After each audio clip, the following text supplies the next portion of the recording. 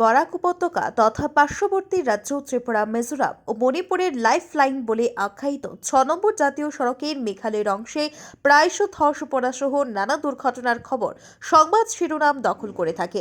ধসে আটকে পড়ে পণ্য বোঝাই যানবাহন, কখনো কখনো মুষলধারায় বৃষ্টির ফলে পাহাড় থেকে কাদামাটি গড়িয়ে যানবাহনের উপর পড়েও দুর্ঘটনা সংঘটিত হয়। এবারে পাহাড়ি রাজ্যের কুলিয়াংয়ে 6 নম্বর জাতীয় সড়কের উপর ঘটল এক ভয়ঙ্কর ঘটনা। সড়কের মধ্যে রয়েছে ছোট বড় অসংখ্য গর্ত। এমনই এক পুকুর সম গর্ত পার হওয়ার সময় ঘটে বিপত্তি।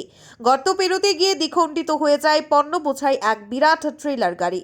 ভয়ঙ্কর এই দৃশ্য দেখা যায় বরাক উপত্যকা তথা পার্শ্ববর্তী রাজ্য ত্রিপুরা, মিজোরাম ও মণিপুরের সাথে সড়ক পথে গুয়াহাটির সংযোগে 6 নম্বর জাতীয় সড়কের কুলিয়াং এলাকায়।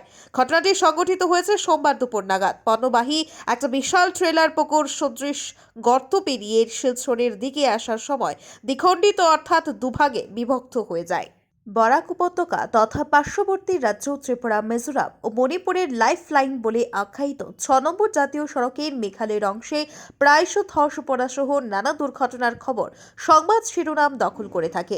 ধসে আটকে পড়ে পণ্য বোঝাই যানবাহন, কখনো কখনো মুষলধারায় বৃষ্টির ফলে পাহাড় থেকে কাদামাটি গড়িয়ে যানবাহনের উপর পড়েও দুর্ঘটনা সংঘটিত হয়। এবারে পাহাড়ি রাজ্যের কুলিয়াংয়ে 6 নম্বর জাতীয় সড়কের উপর ঘটল এক ভয়ঙ্কর ঘটনা। সড়কের মধ্যে রয়েছে ছোট বড় অসংখ্য গর্ত। এমনই এক পুকুর সম গর্ত পার হওয়ার সময় ঘটে বিপত্তি। গর্ত পেরোতে গিয়ে দ্বিখণ্ডিত হয়ে যায় পণ্য বোঝাই এক বিরাট ট্রেলার গাড়ি।